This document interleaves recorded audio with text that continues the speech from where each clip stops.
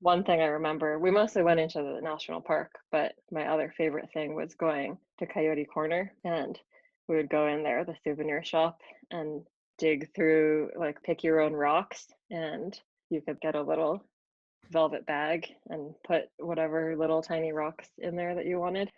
Hi, and welcome to the Desert Lady Diaries podcast, 30-minute conversations with women who have found their home in the Mojave Desert. I'm Dawn Davis, and this is episode 143. There's more information about the podcast at the website, desertladydiaries.com. And to engage with guests, listeners, or me, follow and like Desert Lady Diaries on Instagram and Facebook.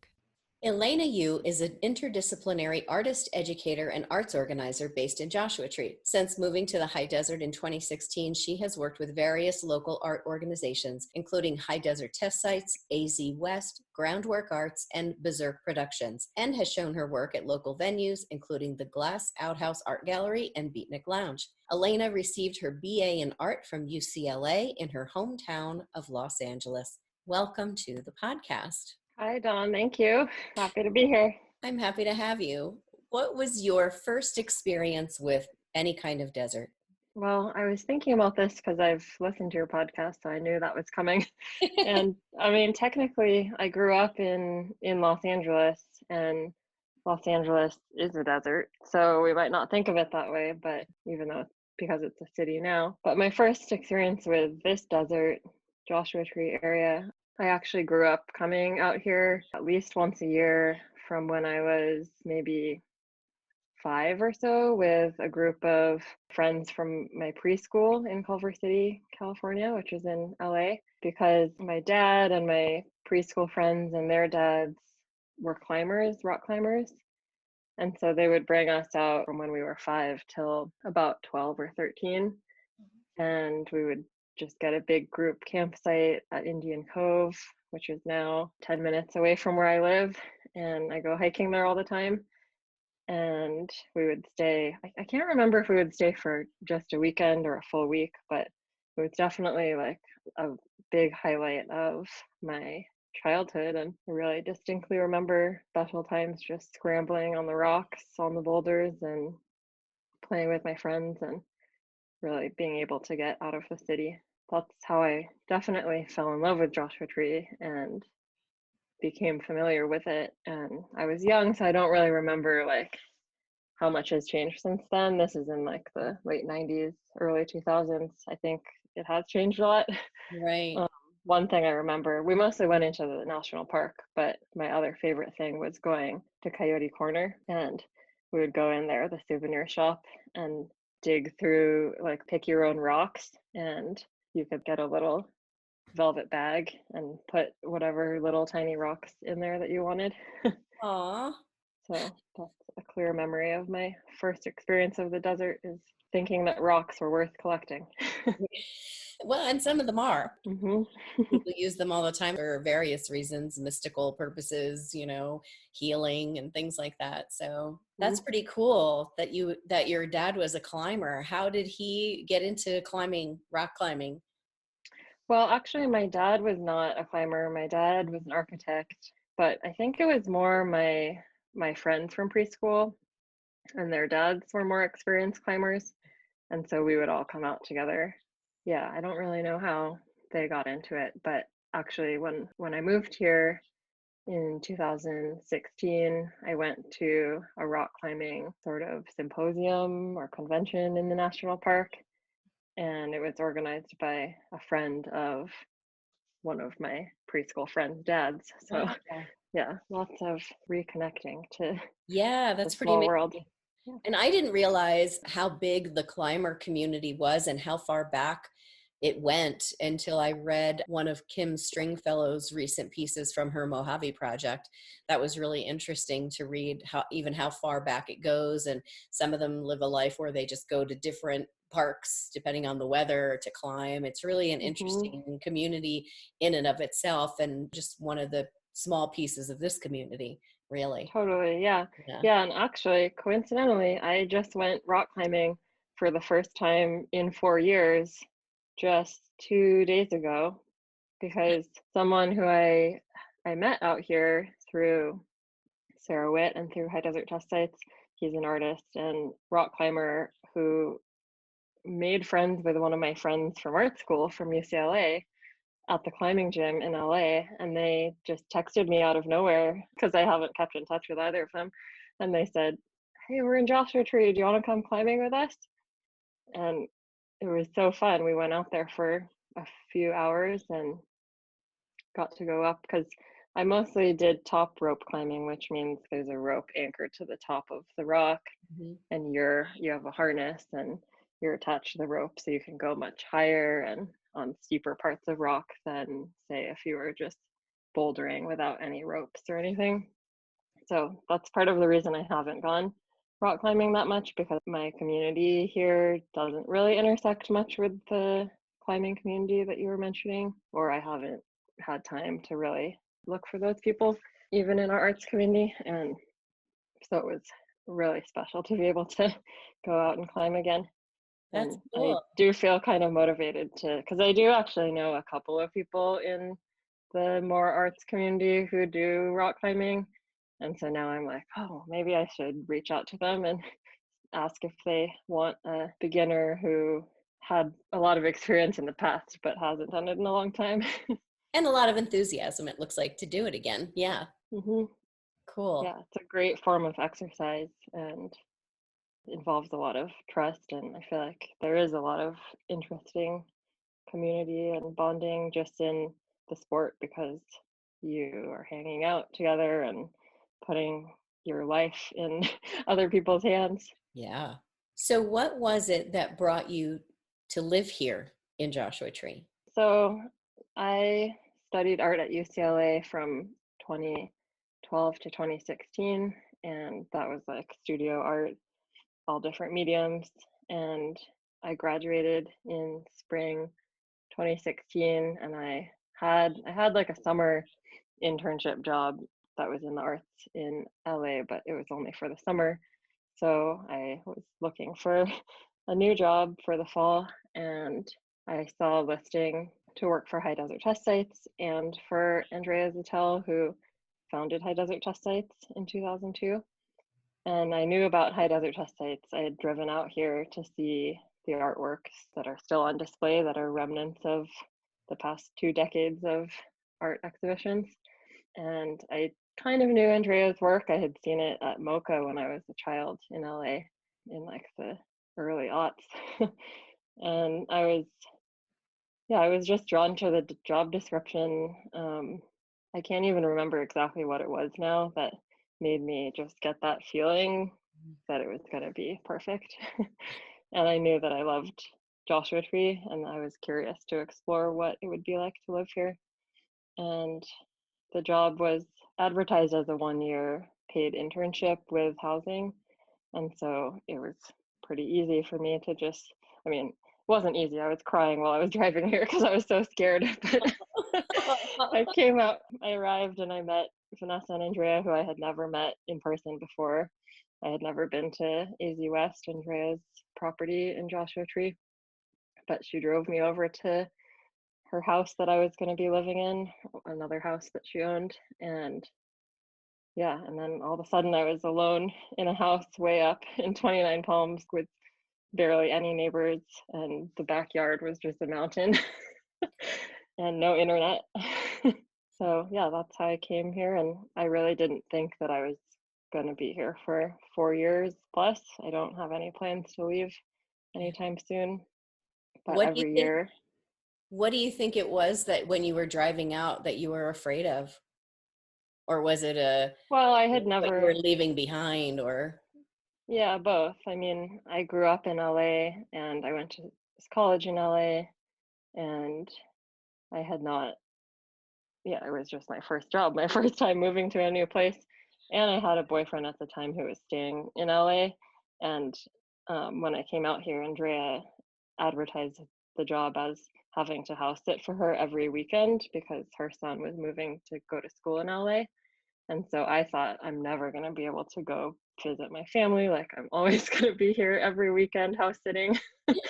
And there was so much uncertainty with what my life was going to be like. And yeah, it's something that I've actually learned or noticed about myself in the past few years, that I get really nervous right before a new routine is established. Like I can actually assimilate and like acclimate very quickly once the change has happened. But in the time right before it, I get really anxious because I like to have the security of visualizing my day-to-day life, you know? I don't think that's very different from many people. Yeah. I think we all have, to some extent, a fear about change. I know I find myself sometimes at night, my mind is going when I just get into bed and it's going on and on and on. I go, okay, can you do anything about this at this very moment right now?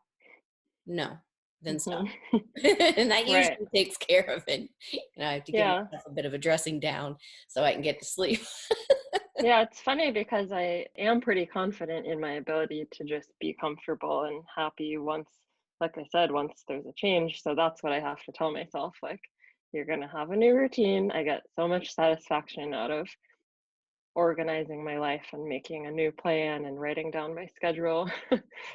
But yeah, I've been experiencing that feeling a lot lately because of the pandemic and just so many different changes in the world and my life that make uncertainty pretty frequent. And I guess that's just a part of life that we have to accept and find ways to cope with.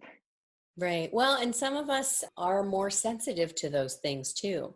I mean, just even for me early on in the pandemic, going to the grocery store was really hard because I Hmm. could literally feel that fear and panic energy of people buying up all the soup and the paper towels and all that. Yeah, it And I was just very wanted stressful. Yes, and I just wanted to get in and get out because I could just feel all that coming at me. I said, I just need to get what I need to get and get out of here so that I can leave that behind. But yeah, Hmm. some folks are just a little more sensitive, I guess is the best way to say it, to that energy or those kind of things that happen, and some vision of what could or might happen, or the Hmm. uncertainty, is Hmm. frustrating and scary. Yeah, but I think that I actually sort of, I don't know, it's interesting how we sort of maybe subconsciously set ourselves up for situations. There's patterns. Yes. And I think that I like change and I know that it's inevitable. And I guess I feel like I'm in a time in my life where I'm pretty untethered to property or other people.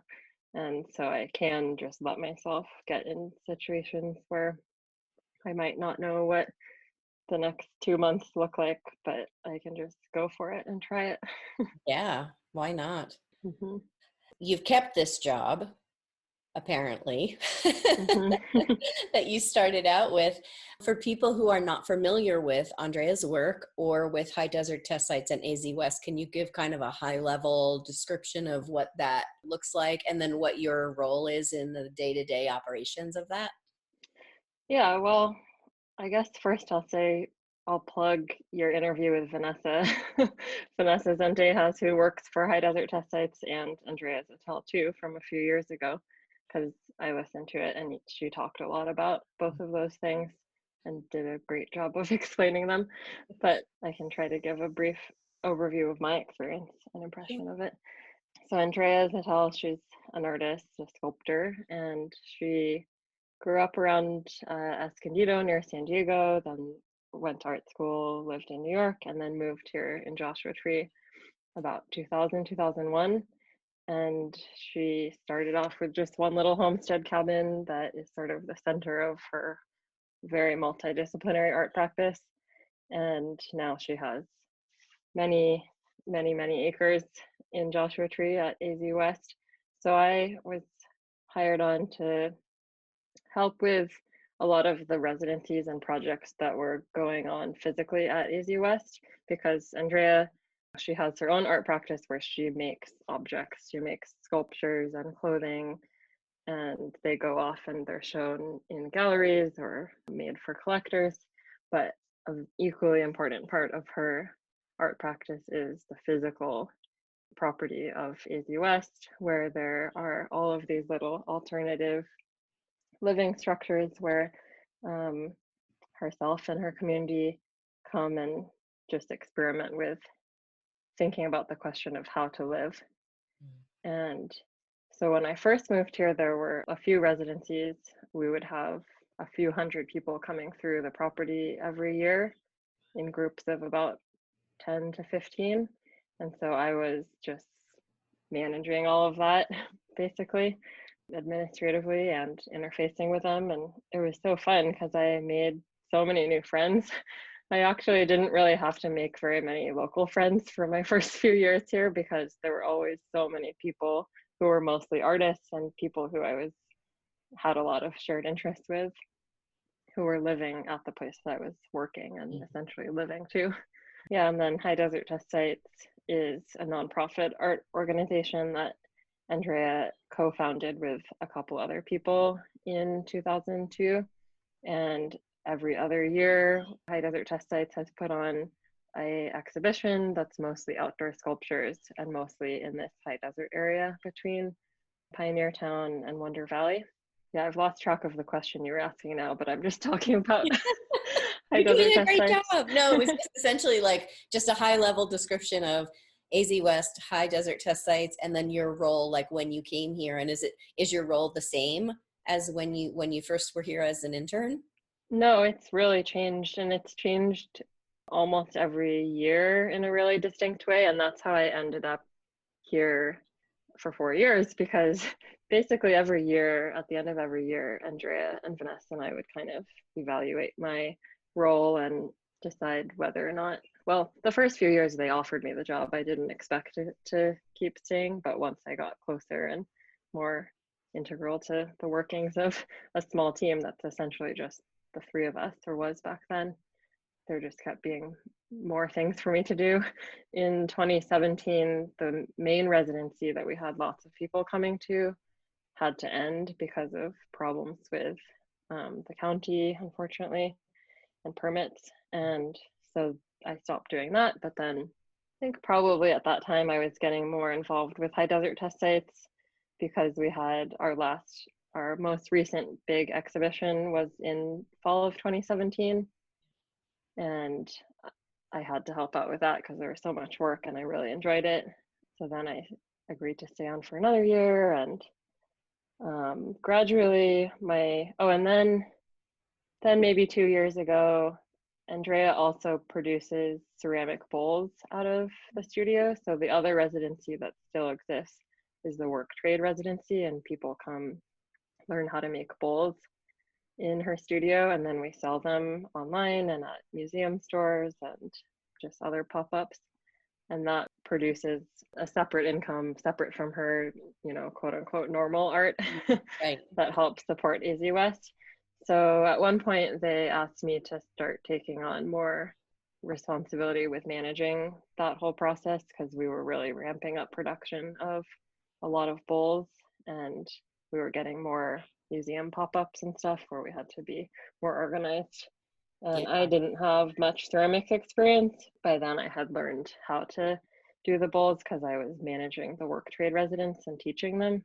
And then I started doing some of the actual production of the bowls myself, like doing all of the firing in the electric kiln that we have, and all of the applying the glaze to the bowls after the residents built them. And then I stopped doing that in the past year and a half or 2 years because I started spending a lot more of my time working on the next upcoming High Desert Test Sites event, which was supposed to be this past April, but it's now going to be in April 2021. And I'm project managing, and I also do like all of the communications and social media for High Desert Test Sites and all that strategy. So it's a lot of work, and we have a group of artists who are international as well as local. So yeah, that's kind of consumed all of my work hours. And so now I actually don't work for AZ West anymore, and I'm working exclusively for High Desert Test Sites. Yeah, in addition to some other local nonprofits. Right. So it's really evolved too since Andrea initially came here. And I actually had somebody in the shop the other day. They were looking at the scout books which are Mhm. a series of books from residents who have been either artists in residency or some folks who live here. And what he was asking if he could go up there to the shop. And I said, they do give tours, but I haven't seen, it's not often. You don't have like regular open hours when people can come up there. It's very specific times of the year where maybe you'll do a couple of weekends where people can sign up and come up to see the textiles and the ceramics, and maybe even Mhm. I was lucky enough to be on one where I toured the house that's there, Andrea's house, with all her objects in there, and it was really cool. Do you foresee another time when that area will be open again to the public? Well, let me back up and maybe say a little bit more about the distinction between high desert test sites and Hmm. AZ West. It's Yeah. something that we're always trying to communicate clearly, but also it's blurry because it's blurry for us too. You know, the same two people work for Andrea and for high desert test sites. Right. But there is a distinction. Andrea has her own business and her own art practice, and high desert test sites is a nonprofit. And so High Desert Test Sites has some properties throughout the high desert in Pipes Canyon and in Joshua Tree and in Wonder Valley that have artworks on them that are open 24/7 all throughout the year for people to go visit. And the driving map for people to access directions is on our website, highdeserttestsites.com. So that's open all the time.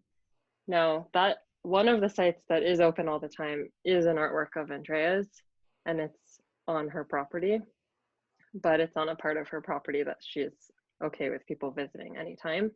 And that's the planar pavilions, which I think Vanessa talked about on the podcast, her episode. They're these big black cinder block sculptures on the parcel of land between the highway behind the bail bonds, just Right. east of downtown Joshua Tree and Andrea's house. So if you drive to see them, you will know when you're going onto the private part of the property because there's big scary signs that say do not enter. Right. And so then AZ West is part of Andrea's practice, not High Desert Test Sites, and that's like the private area that is not open to the public that often. But then High Desert Test Sites in the past has run tours of AZ West as a fundraiser for High Desert Test Sites, but we stopped during the pandemic because she doesn't want people Can't on her blame. property. Right. Yeah. Yeah, Yeah. and in her house, because they were public tours that happened once a month, and we would take people into her house. And so that did happen once a month, and hopefully it will happen again Right. Well, someday. knowing that there's a driving map is really helpful because that's something that I can refer people to them when they ask about that sort of thing. So thanks for Hmm. mentioning that. I want to go back to something you said earlier about you didn't really have to make any local friends because you had all these artist friends, people that became your friends come in. So was there a point when you recognized like, I don't really know anybody here where I live? And did you make a conscious decision to seek people out? How did that Hmm. work for you? I think I did make a conscious decision, and I think I still am trying to work on that. Yeah, about that maybe first year, end of the first year I lived here, I actually remember realizing, oh, I'm kind of lonely because a lot of the people that I socialize with are only around for a month maximum, residents coming to Andrea's. And I'm close friends with Vanessa and Andrea too, but they're people that I work with, and the other local friends that I had were all people who were somehow related to AZ West and High Desert Test Sites, which is fine. Like that's a really rich community that I'm Oh yeah. super lucky to have moved here and been a part of instantly. But I was feeling the lack of more intimate friendship. That's kind of how I labeled it in my head, like friends who you talk to every day who aren't just lots of people who are dropping in and out. And so yeah, then I think in a positive way, I tried to detach myself a little bit from the work life because I realized it was so positive and so inspiring for me that it could just be enough. But I also, I mean, I'm a person that has a lot of other interests too, and there's so many people doing so many different things here. and a lot of people that are related to high desert test sites, but who I kind of want to pursue getting to know more. So the past few years, I think I've done a better job of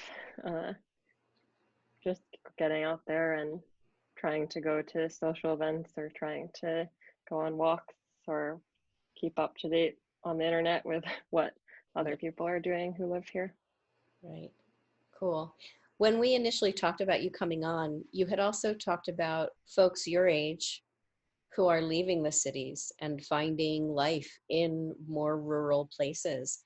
Do you want to talk a little bit more about that? Mm-hmm. Sure, yeah.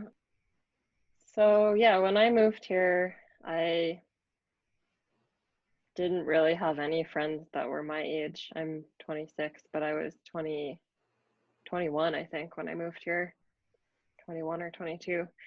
And a lot of my friends stayed in the city in Los Angeles, and I also have a lot of friends in the Bay Area. And those are two places that are really, really expensive to live in. Not just rent, but just everything, all the expenses of life are, and it's really hard to get a job, and it's very competitive.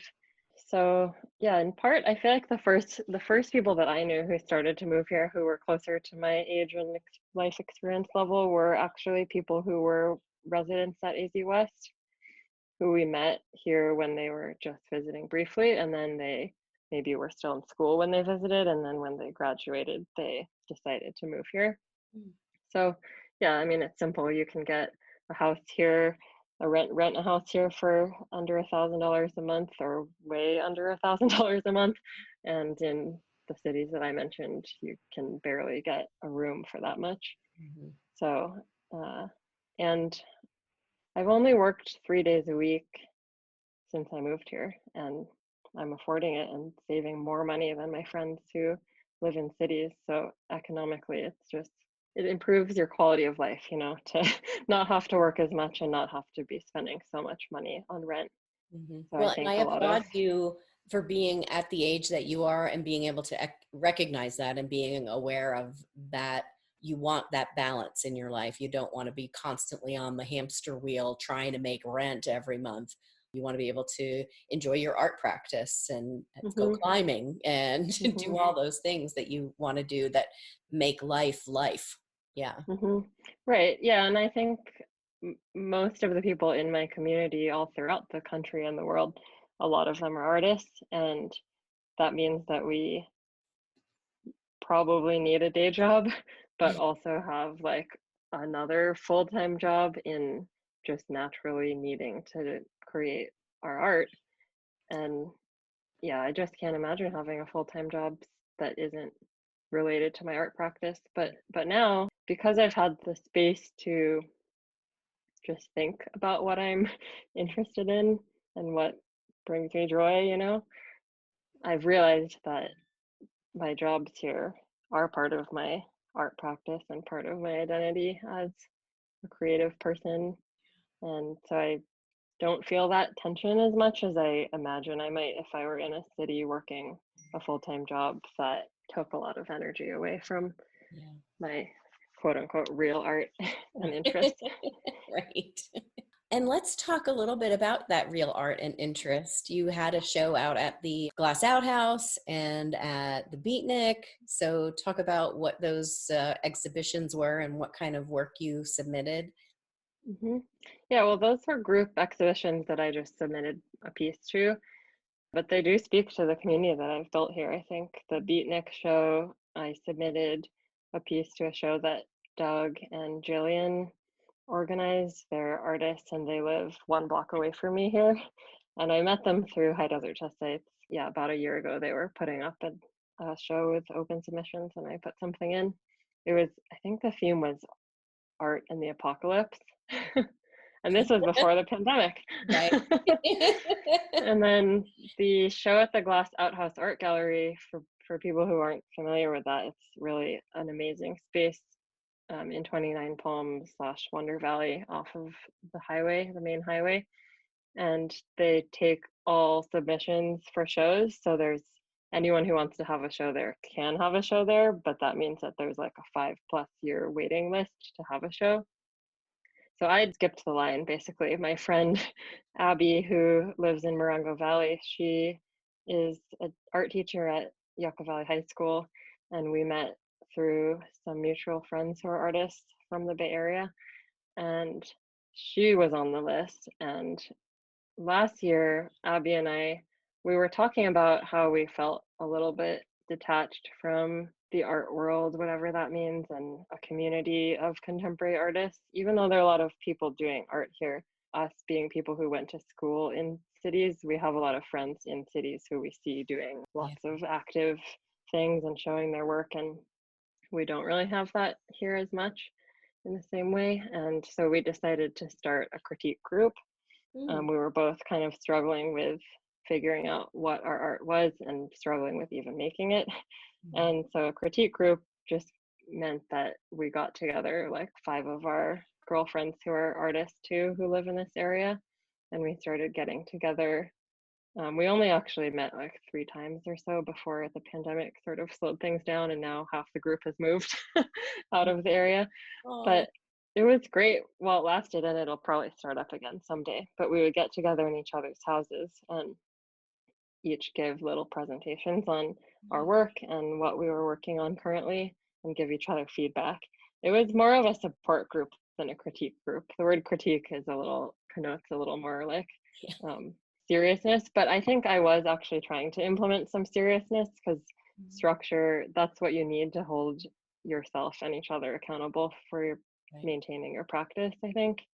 And I have a lot of friends in cities who have groups like that, where it's more serious and structured than the casualness of seeing each other's work at a gallery, where you never really know if people are giving you actual constructive criticism or whether they're just sweet talking you, you know? Right. Yeah. So we started that critique group, and then Abby said, "Oh, I have this show at the Glass Outhouse Art Gallery I've been waiting years for." It was in February, and she was like, "It's a pretty big gallery and I don't have enough work. I need help." So we ended up making it a show of all of the people in our critique group, and we all put in a couple pieces. We basically like all had a wall of the gallery, and yeah, I sold a few pieces there. Nice. It was pretty fun. And then the pandemic happened, so it was actually, they've continued having shows, but it was kind of one of the last art events that I participated in before the pandemic got really bad. Yeah. Do you want to talk a little bit about your work with Linda Cibio and Berserk Productions and what's going on with that? Sure, yeah. And maybe Linda was on the podcast also, but if you want to just give a quick high level of what her work is. Yeah, definitely listen to Linda's podcast. It's amazing. She's the best person to talk about herself and her journey and her work. She's just my hero. I met her through High Desert Test Sites, through Andrea, because Andrea also loves her work and loves her as a person and has wanted to support her over the years. And so I sort of just jumped on that bandwagon and started helping her, because I have enough more time to really develop a relationship with her as a friend and as a professional kind of assistant and collaborator. Yeah. So we've done a lot of things together. I helped her with an exhibition in New York that Dawn also helped with. I was like a stage manager for her performance, and I was in the performance, which involved me and Linda getting together and rehearsing for months and months beforehand. The show is in January 2019. And yeah, her work is really about accessing pure emotions, and really it's very therapeutic for me. She doesn't describe her work as art therapy, but it is therapeutic in that I haven't been able to, or I haven't chosen to pay for a traditional therapist in the past few years, a talk therapist, and working with Linda has allowed me to sort of think about some of the deeper kind of psychological and traumatic events from my life and channel it into art. So that's beautiful. That's what she's all about. And we're friends now. We've collaborated on clothing, because she paints and makes clothing, and I do sewing too. And we've sold that together. And now I'm working for this big grant project that she got that's being supported by the San Bernardino County Department of Behavioral Health, where we'll be doing workshops similar to what she did with me to train me to perform for her. We'll be doing workshops throughout the county at clubhouses with people experiencing mental health challenges and differences.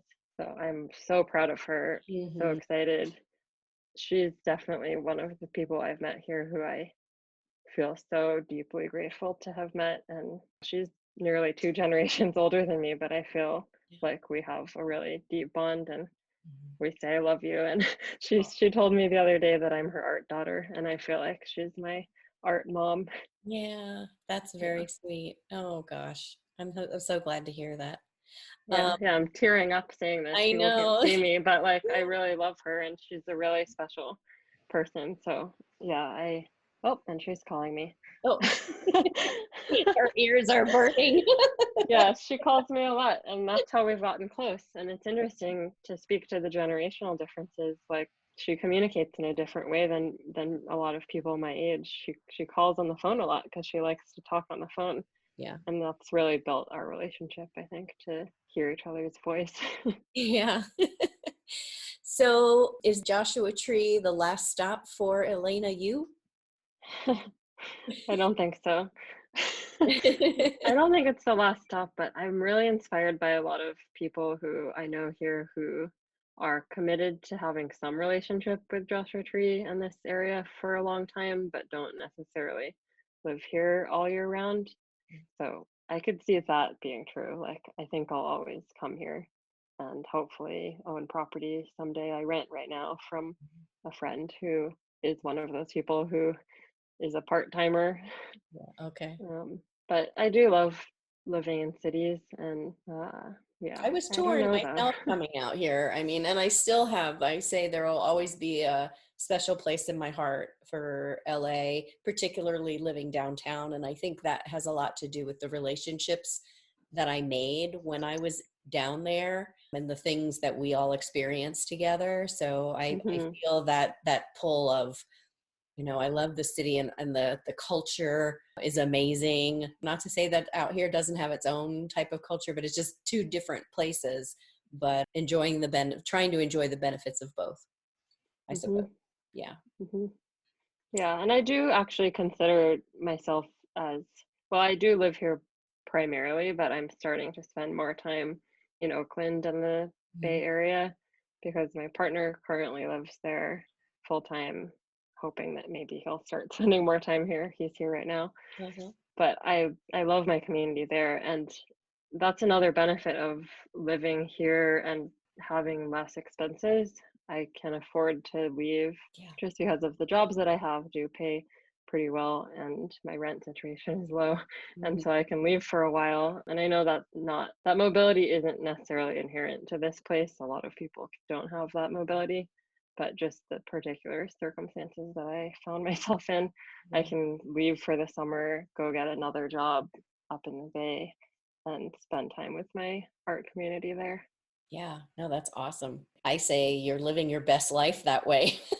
Really, that's awesome. Well, before I let you go, for my Patreon subscribers, I'm going to shake up the magic jar and pick out some questions for Elena to answer on the Diary Unlocked portion of the episode. So, if you're listening and you would like to hear Elena's answers to these questions, go out to desertladydiaries.com, click on the support page, and check out how you can become a patron of the podcast. So the questions I'm going to ask Elena are, what was the first paying job you ever had? What's the last book you read and why? What is a mistake you made that taught you a lesson? And last, since moving to the desert, do you have any new habits or rituals that you've incorporated into your life? So again, if you'd like to hear Elena's answers to those questions, check out the Patreon subscription on desertladydiaries.com. Elena, thank you so much for being here today and sharing your story. I really appreciate it. Thank you, Dawn. Thank you. Well, Happy New Year. This podcast is the first in the year 2021. I have a shout out to Marge SC. Thank you so much for your generous donation to the podcast. I appreciate you, Marge. I also have shout-outs to Linda R., Raz B., Fran C., and Paul C. for signing up for the new episode newsletter. Thanks so much for doing that. If you would like to sign up for the new episode newsletter, go to desertladydiaries.com, click on New Episode Newsletter, and sign up. Thanks so much for listening.